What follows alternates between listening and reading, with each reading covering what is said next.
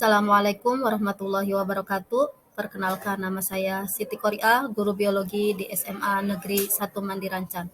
Pertemuan kali ini Ibu akan membahas mengenai materi jaringan hewan.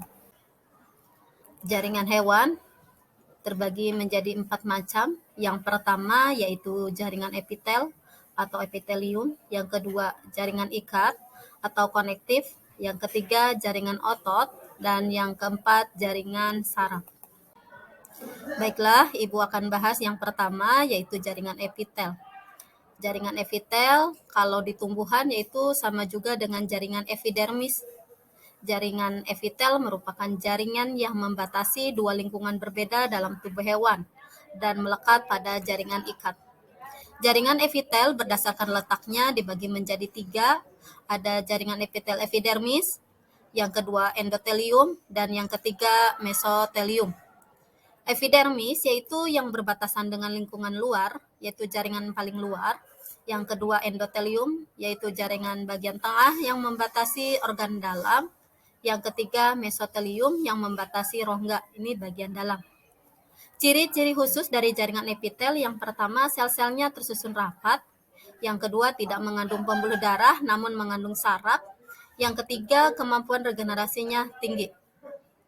Adapun fungsi umum jaringan epitel antara lain adalah untuk proteksi atau perlindungan, absorpsi penyerapan, sekresi, reseptor, dan pertukaran zat. Berdasarkan bentuknya, jaringan epitel ini dibagi menjadi 5 bentuk. Yang pertama yaitu epitel pipih. Artinya pipih itu tipis. Epitel pipih dibagi menjadi 2, ada epitel pipih yang selapis, yang kedua ada epitel pipih berlapis. Yang selapis bisa dilihat di gambarnya, ini sangat tipis, bersifat permeabel, dan transport zatnya dilakukan dengan difusi dan osmosis. Contoh dari epitel pipih selapis yaitu pada alveolus yang ada di paru-paru dan kapiler.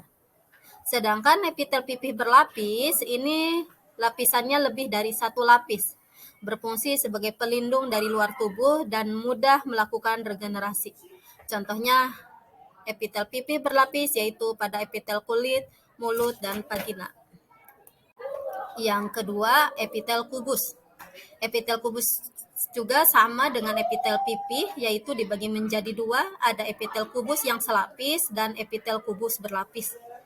Yang selapis yaitu berperan dalam absorpsi dan sekresi, contohnya pada saluran kelenjar ludah dan tubulus ginjal. Sedangkan epitel kubus berlapis merupakan epitel penyusun kelenjar, berperan utama dalam absorpsi dan sekresi, dan melindungi dari gesekan. Contoh dari epitel kubus berlapis yaitu pada epitel ovarium, testis, saluran kelenjar keringat, dan kulit. Yang ketiga yaitu epitel silindris. Epitel silindris ini yang selapis, bisa dilihat gambarnya, berperan utama dalam absorpsi dan sekresi dan diselingi oleh suatu sel goblet yang menghasilkan lendir. Pada lambung, sel goblet ini disebut sel varietal dan menghasilkan HCl atau asam lambung untuk mencerna makanan. Contoh dari epitel silindris selapis yaitu pada epitel lambung, usus halus, dan bagian saluran pencernaan lainnya. Yang kedua, ada epitel silindris berlapis. Ini jarang ditemukan, berperan utama dalam sekresi dan pelindung. Contohnya yaitu terletak pada epitel laring, faring, trakea, dan kelenjar ludah. Perlu kamu ketahui bahwa epitel laring, faring, trakea ini pada saluran pernapasan. Yang ketiga, epitel silindris berlapis semu bersilia. Adanya rambut-rambut getar atau silia kita kenal saja, yang memiliki sel epitel silindris ini tersusun seperti 2 lapis, namun terjadi karena hanya perbedaan tinggi sel, sehingga bagian apikal yang terlihat adalah hanya sel yang tinggi. Ini bisa dilihat ya di gambar, yang bersilianya bagian paling atas. Contohnya yaitu epitel saluran pernapasan atas. Selanjutnya yang kedua dari jaringan hewan yaitu jaringan ikat. Apa sih jaringan ikat? Yaitu jaringan yang mengikat antara organ yang satu dengan organ yang lain, atau mengikat jaringan yang satu dengan jaringan yang jaringan ikat atau dikenal juga dengan konektif atau penyokong yaitu jaringan yang berfungsi mengikat jaringan-jaringan lain menjadi satu dan berasal dari perkembangan mesenkim dari mesoderm. Ini bisa dilihat gambar jaringan ikat. Di sini ada bagian-bagiannya dari A sampai H. A ini makrofage bertugas memakan kuman. Yang B ada fibroblast, yaitu protein berbentuk serat yang berfungsi sebagai bakal atau bahan pembentuk matriks jaringan ikat. Yang C yaitu adanya sel tiang atau mast cell berfungsi sebagai penghasil heparin untuk pembekuan darah. Yang ke bagian D yaitu sel lemak atau adipose cell. Adalah sel yang terspesialisasi untuk menyimpan lemak. Yang E yaitu sel darah merah. Yang F-nya sel darah putih dan G melanosit. Berfungsi untuk menghasilkan zat melanin atau pigmen pada kulit. Selanjutnya, komponen matriks dan serabut ini ada matriks, ada serat kolagen, dan ada serat elastik. Yang H yaitu matriks ya, lihat di jaringan komponen penyusun jaringan ikat. Matriks itu apa? Yaitu merupakan komponen cair pengisi jaringan ikat yang terdiri dari serabut dan bahan dasar yang menyebabkan matriks menjadi lentur. Sedangkan serat kolagen ini berwarna putih dengan daya regang tinggi dan elastis rendah. Yang J serat elastik berwarna kuning, daya elastisnya tinggi. Yang K serat retikular berbentuk jaring, elastis rendah dengan bahan penyusun yang sama dengan kolagen, namun lebih tipis. Fungsinya adalah sebagai pengikat antara jaringan ikat lainnya.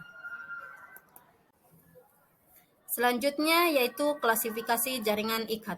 Yang pertama di sini yaitu jaringan ikat longgar. Bisa dilihat gambarnya, jaringan ikat longgar merupakan jaringan yang seratnya lebih longgar. Komposisi bahan dasar matriksnya lebih banyak, sel penyusunnya lebih sedikit. Adapun fungsi jaringan ikat longgar yang pertama memberi bentuk organ dalam. Makanya tiap organ itu bentuknya berbeda-beda. Yang B menyelubungi serat otot. Otot bahasa kitanya adalah daging. Yang ketiga merekatkan jaringan di bawah kulit. Dan yang D membentuk membran mesenterium pada rongga perut yang mengatur posisi organ dalam. Yang kedua, klasifikasi jaringan ikat yaitu jaringan ikat padat. Ini lebih padat ya, beda dengan tadi gambar jaringan ikat longgar. Jaringan ikat padat yaitu jaringan yang seratnya lebih banyak dan rapat daripada bahan dasar dan sel penyusunnya. Contoh dari jaringan ikat padat yaitu jaringan pada dermis kulit dan pembungkus tulang dan tendon dan ligamen. Yang ketiga yaitu jaringan lemak atau adiposa. Jaringan lemak merupakan jaringan yang terspesialisasi untuk menyimpan sel lemak. Ciri dari sel lemak adalah oval, transparan, tipis, dan elastis. Adapun fungsi jaringan lemak yang pertama yaitu melindungi organ-organ dari benturan. Yang kedua, persediaan cadangan makanan. Yang ketiga yaitu alat pengatur suhu. Jaringan lemak terdapat di sekitar organ-organ dalam dan bagian bawah kulit. Secara khusus, pada laki-laki jaringan lemak terletak di dada dan perempuan terletak di perut. Yang keempat yaitu jaringan tulang rawan atau kartilago, yaitu merupakan hasil spesialisasi jaringan ikat berserat dengan matriks yang elastis. Sel-sel penyusun jaringan kartilago berasal dari kondroblast yang menghasilkan kondrosit. Kondrosit mensekresikan matriks yang disebut kondrin. Sel kondrosit terletak dalam ruang yang disebut dengan lakuna. Yang kelima dari klasifikasi jaringan ikat yaitu jaringan tulang sejati. Sel-sel penyusun jaringan tulang berasal dari osteoblast yang menghasilkan osteosit. Osteosit mensekresikan matriks yang disebut osteon. Tulang juga dapat terbentuk dari osifikasi atau klasifikasi kartilago.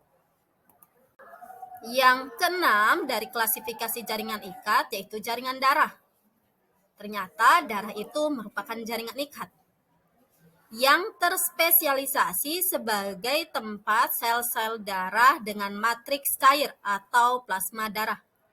Fungsi dari jaringan darah yang pertama yaitu membawa sari-sari makanan, oksigen, hormon, dan sisa metabolisme atau darah itu sebagai alat transportasi. Yang kedua, mencegah infeksi dan memerangi kuman. Adapun penyusun jaringan darah yang pertama yaitu plasma darah atau bagian cair darah yang terdiri dari air, albumin, globulin, fibrinogen. Selanjutnya, penyusun jaringan darah yang kedua selain plasma darah adanya sel darah merah atau eritrosit, mengandung hemoglobin yang berfungsi sebagai pengikat oksigen dan karbon dioksida. Yang ketiga yaitu leukosit, berfungsi sebagai pemakan kuman dan zat asing yang masuk ke dalam tubuh. Macam-macam leukosit atau sel darah putih di sini ada neutrofil, eosinofil, basofil, monosit, dan limfosit. Adapun macam-macam leukosit ada granulosit, yaitu bergranula. Contohnya neutrofil, eosinofil, dan basofil. Sedangkan agranulosit yaitu leukosit tidak bergranula, contohnya monosit dan limfosit. Yang keempat, komponen sel darah yaitu trombosit, berfungsi sebagai pembeku darah. Klasifikasi yang terakhir dari jaringan ikat yaitu jaringan limpa, merupakan jaringan yang terdiri dari sel-sel limfosit dan makrofage dan serat-serat retikuler. Jaringan limpa terdapat pada organ limpa seperti timus, tonsil, dan limpa.